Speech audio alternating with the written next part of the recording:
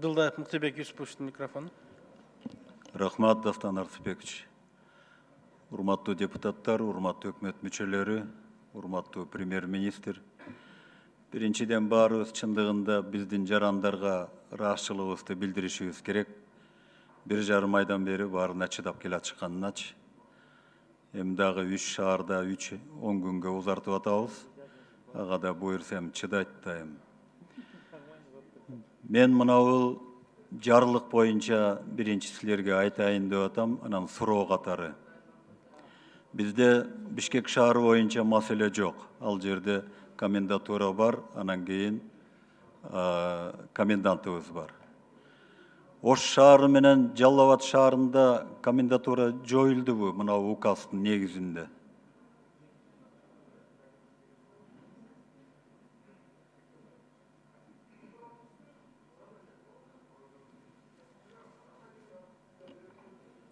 Жооп берейин. Жоюлган жок, комендантура иштейт. Указда жок болуп атпайбы коменданттар жөнүндөчү? Негизинен саны карап чыгалы, биздин азыр коомдо жок. Анткени мурунку указда 24 марттан ал жерде комендантура түзүлүп, Ош шаары, анан Кара Суу, Ноокат райондору кирген болчу. Туурабы? Қазір Ноокат району менен Кара Суу району чыккандан кийин Ош шаарына өзүнчө комендант биз дайындап коюшубуз туура беле дейм да. Указда жок болуп атпайбы?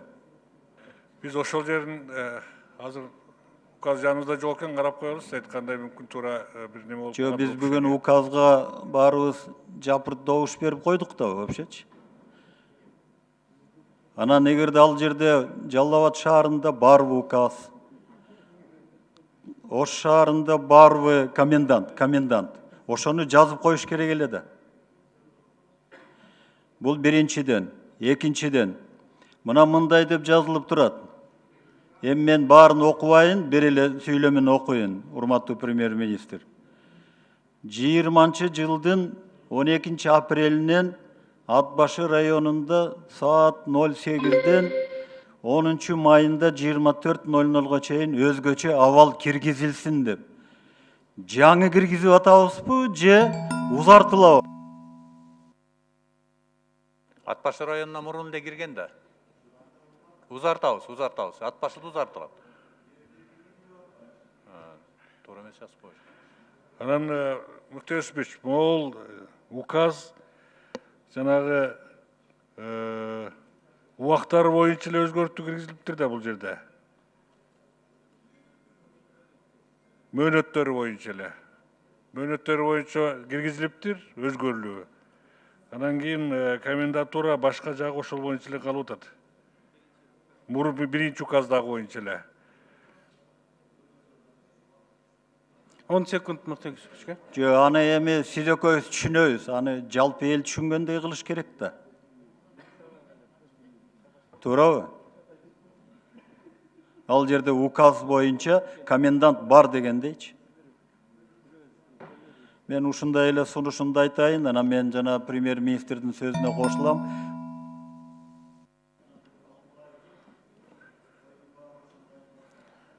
Рахмат, биз карайлы. Кийинки сөз Жылушев Курманкул Токтаралиевичте. Рахмат, Дастанбек Арсыпекович. Урматтуу Мухаммедкалый Дүйшөкевич, кечээ да телефондон байланыштык. Ошол маселе боюнча бүгүн толук маалымат берсеңиз, биздин чет элдеги граждандарга канча каражат бөлүндү, кантип сарпталып атат, Россияда кайсы шаарларга кандай бөлүндү, жана алып келиш боюнча Оренбургда окуя кандай чечилген атат. Азыр өздөрү да угуп турат да түз эфирден. Ушуга так жооп берип койсоңуз. Урматтуу Токтаралиевич, ал боюнча мен өкмөттө кол коюлган каражат боюнча 20 миллион сомду бөлгөнбүз. Анан министрликке тапшырма бергенбиз. Ал жерде 10 миллионун Россия Федерациясында элчиликке, 5 миллионун Дубайга деп. Анан калганы болсо эми министрлик тейлеп атат. Жакшылап бир неме маалымат берип койсун, анда баары угуп атса. Мен толуктап кетейин. Мухаммедкалый Дүйшөкевич айткандай, бизге 20 миллион сом бөлүп берилген. Ошондон 10 миллион сом Россия Федерациясына, 5 миллион сом Бириккен Араб Эмираттарына, 5 миллион сом резервте турат. Муктаждык бар болсо, биз ошого сарптайбыз, жумшайбыз. Багыттар боюнча бул жагыштыруу жана тамак аш. Биздин элчилик атайын Россия Федерациясындагы жана Бириккен Араб Эмираттарындагы алар кыргыз диаспорасынын уюмдары менен чогуу иштеп атат. Комиссияны түзүп, комиссияга жалаан дипломаттар эле эмес, ошол жака диаспоранын өкүлдөрү кирет. Алар чогуу чечимдерди кабыл алып, анан кийин аягында бизге баяндама жасайт жазуу түрүндө. Бүт маалымат биз өкмөткө беребиз.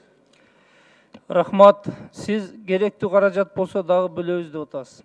Россияда мисал үчүн канча сум санын билбейм, эгер 100 000 мигрант болсо келе турган. Сиздин 10 миллион сом 100 сомдон тийип атат.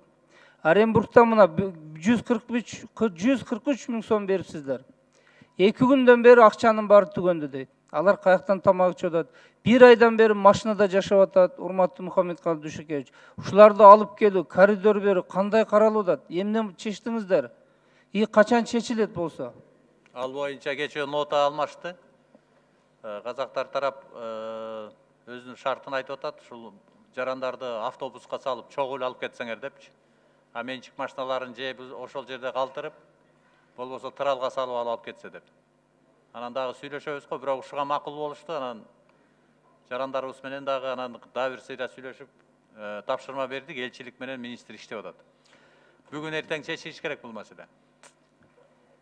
Мухаммедкалый Дүйшөкевич, бүгүн эртең чечиңиздер. Сүйлөшүш керек деп сүйлөштүк, бүттү деп айттыңыздар. 1 айдан бери машинада оорулар бар экен, ал жерде баласы барлар бар экен. Видеодон көрсөтүп атышат. Эми казак мамлекет, коңшу мамлекет. Биз бир союздан мүчөбүз. Кандай кызыкчылыктарды коргошубуз керек кошуна катары. Эгер ушундай да бизге кол сунбаган достушулукту биз эртең ойлоно турган мезгил болот да. Сиздер да чечкиндүү аракет кылсаңыздар. Экинчи да бир маселе, мына суроо убакыт аз калууда. Мына канаттуулар ассоциация боюнча, бул боюнча да телефондон билдирдим эле, атамекендик өндүрүштү колдоо. Бул биздин бизнес. Мында өздөрү камсыз кылып атат. Бүгүн эртең алардын каражаты түгөнүптүр, жем. А сиздерден 3-сортко экономика министри макул болуп, токтом даярдап, бир нече министрлик макул болуп кол коюп берсе, сиз отказ кылыпсыз. Эмне себеп? Азыр менен материалдык резервтерге биз тапшырма бердик. Ал жакшы сапаттагы буудай берилбеш керек аяка. Алар сураган жок жакшы сапатта. Ошол сапаты төмөн буудайдан бергиле деп азыр тапшырма бердик, аны издеп атышат азыр. Мат резервте канча тонна буудай бар?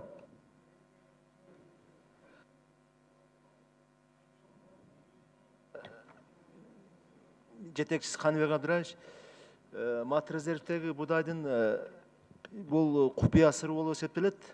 Анан бул канаттуулар жей турган 4-класстагы буудай болуш керек да. Бизде буудайдын сапаты 3-класстагы. Эгер 4-класс болсо, сиз макул деп эмнеге кол коюп бересиз? Айтпайсыңар ошондо. 10 секунд. Мухаммедкалый Дүйшөкевич, ушуларды ретке келтирип тактап койсоңуз. Макул деп кол коюп берет, берден 4-сорт жок дейт. Бизнести өлтүрүп атабыз. Өзүнүн атамекендик өндүрүш булар. Эртең тооктордун баарын жок кылса, ошончо фабрика. Мен азыр териштирейин, себеби дегенде туура эле болуп атат. Биз атайын казактардан анан Россиянын премьер-министри менен сүйлөшүп алып, уң кылабыз, элибизге беребиз деп анан бүгүн тоокко берсек ал туура болбой калат да. Ошон үчүн жанагыдай сапаты барларын каратайын азыр, териштирип. Жардам беребиз.